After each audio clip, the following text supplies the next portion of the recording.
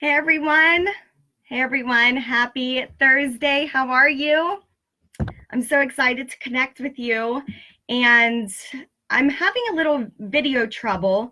Let me know if it's coming through okay. The video, the sound, everything. Whoever comes on first, let me know if everything's a-okay so that I can continue. But I am so excited for today. Also, because tomorrow's Friday and it is the weekend, and we are having amazing weather right now. So I have my window open, the breeze coming through, and it is just feeling amazing right now. So, hey, Noah, can you let me know if everything's good? The image, the video, the volume, how does it sound? Who can tell me? Okay, perfect. Great. So don't forget when you log in and connect to be sure to click on that button that says let me know if I go live. So there's that button where you can push to every time I go live that you'll be notified. So be sure to click on that. But anyway, I hope you had an amazing week and that you have a blessed and happy and fun weekend planned ahead. The word and thought with Tamar today is called multitasking versus multi-purposeful. So you think you're a multitasker, right? Well, so did I. For years, I would pride myself on multitasking, performing multiple tasks simultaneously. And still, if I'm not careful, I can fall back into thinking I'm accomplishing so much in such a little amount of time, but I'm really not. You see, I believe that God created and designed us to be multi-purposeful people where we execute great and powerful assignments, whether big or small, and when we do them with great and powerful purpose and intention. And I believe that for myself. I believe God created everyone to have that potential. Now, I'm not saying that we can't successfully chew gum and walk at the same time, because that would be such a pity and the demise of one of my greatest talents, I must say. But when we multitask, many times we could be talking on the phone, doing laundry, trying to pay attention to a 2-year-old running around, or we're scrolling through Facebook on our phone while we're in church or at a meeting or even in college. Whatever it is, we're trying to do multiple things at once. Now, I understand that there are times where we might have to multitask, but in doing so, 100% of our effort and attention is not given to the very task at hand in that very moment. So, and resulting, because of that, it's affecting ourselves, it can affect our team, and even it can affect people around us. It can affect friends, it can affect our family, it can affect our colleagues, whatever it is. Believe it or not, it's not just about me, it's not just about you. When we're doing that, it's about the people around us watching us and being a part of it. And so it is affecting us and those around us. So what I'm saying is, what if we practice shifting our focus to be multi-purposeful people versus multitaskers, where we focused purposely focused on each specific task at hand in the moment? What if we were to shift our focus that way, to be multi-purposeful people? I believe then we'd be able to achieve more, and that our tasks would not come out as a half-baked pie cooked by two jugglers lost in their own act, if you know what I mean. So I had a professor in college that made a statement that has stayed with me to this day.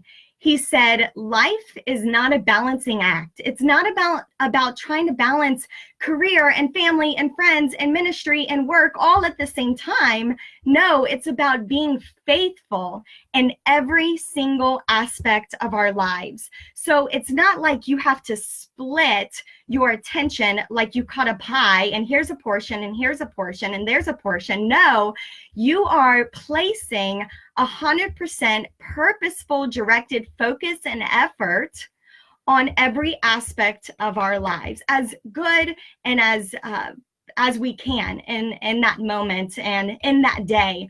So we all have multiple things throughout our day that we're doing throughout our week. But what if we were to able focus on the task at hand and then move on to the next task at hand and so forth? And so that's where we have to delegate accordingly. So when I was at the store, this was months ago, I remember I was standing in line and I was trying to juggle and multitask. I had my money in one hand about to check out. I had a balloon and groceries and I had my phone, and a random guy behind me looks at me and he says, "You're not multitasking too well." Now, he was right. He was right in the moment. There were definitely better ways for me to handle that if I had planned accordingly.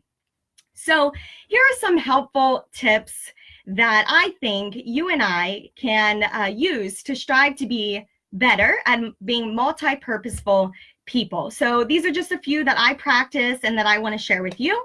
So number one, I'd say make a list of things that you have to do the next day, the day before. So sometimes it's helpful if you itemize those tasks or events, things you have to accomplish on a piece of paper. And you can do that by numbering them if you like that, 1, 2, 3, all the way down for however many you have. Or I use this little thing that I got, I think it was at Joann Fabrics or Michael's, one of those. But it starts at 6 a.m. and it goes till 7:30. And you can put the date there. And basically, you're putting down at what time you have to accomplish something or that you want to accomplish it by. So that's up to you for how you'd like to do this. And on the back, it actually has here top priorities, get it done, and take note. And so I am a visual person. And so for me, I have to write everything down. Not everything, but it is very helpful for me. I'm task oriented. And if I have the vision and if I know what I need to accomplish at this point in time, I write it down. And with that vision, I'm able to move forward effectively. So I'd encourage you with that. That's number one. Number two, I would say set reminders on your phone or put tasks in your calendar. So in my calendar, I always put things that I have to do, people I have to meet, events going on.